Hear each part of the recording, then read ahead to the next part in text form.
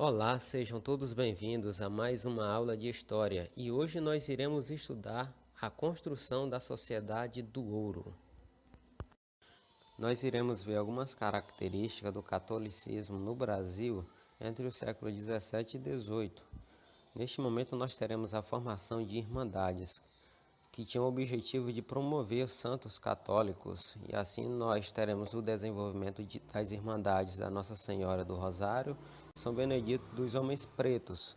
Vale ressaltar que no Brasil havia uma ação de manifestação religiosa dentro do catolicismo, não havia uma unidade de manifestação. Um exemplo são os cristãos novos, que eram judeus, que eram perseguidos, e com isso eles se convertiam ao catolicismo, e assim eles tinham uma prática religiosa de aparências.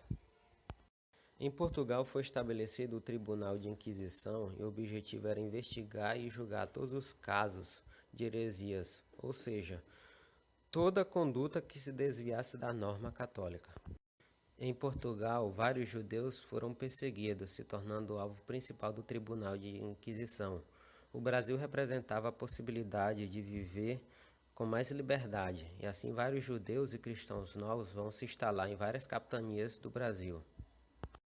Com isso, o Tribunal de Inquisição fez algumas visitas aqui no Brasil para investigar alguns casos de heresias, como na Bahia, no Pernambuco, no Pará, São Paulo, Rio de Janeiro e Minas Gerais.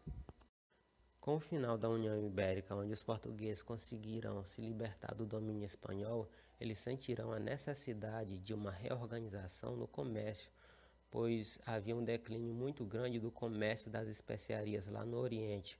O açúcar também, aqui produzido no Brasil, estava com um preço muito baixo devido à concorrência do açúcar produzido pelos holandeses. Com isso, Dom João IV ele buscou implementar uma política de mais controle sobre as colônias portuguesas, e em 1642 ele criou o Conselho Ultramarino, que era um órgão administrativo que deveria resolver todos os problemas que surgissem nas colônias portuguesas.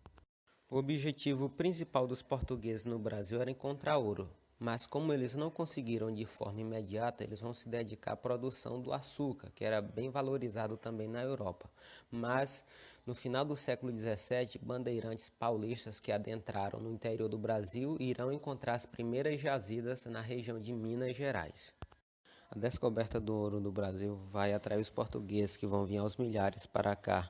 Isso vai gerar uma tensão entre bandeirantes e portugueses, gerando um conflito que ficou conhecido como Guerra dos Emboabas. Com o objetivo de manter o maior controle e fiscalização sobre a região do ouro, o governo português vai tomar algumas medidas. Ele vai criar a Intendência das Minas, que era um órgão responsável de controlar a região mineradora. O governo português também vai cobrar um imposto de 1/5 sobre todo o ouro explorado na região das Minas Gerais. Isso vai gerar uma tensão, um conflito, que vai ficar conhecido como Revolta de Filipe dos Santos. Pois bem, Filipe dos Santos, que era o principal líder desse movimento, vai ser preso, vai ser julgado e condenado. Pois bem, galera, a gente descobriu na aula de hoje que o Brasil, neste contexto, irá apresentar algumas características. No contexto religioso, irá se desenvolver um catolicismo plural devido à regionalização cultural do Brasil. Nós teremos também perseguições religiosas e no contexto econômico nós teremos a descoberta do ouro na região das Minas Gerais. Pois bem, na próxima aula nós iremos estudar, vamos prosseguir com esse tema, onde nós iremos estudar a Inquisição Mineira. Não percam a próxima aula. Até mais.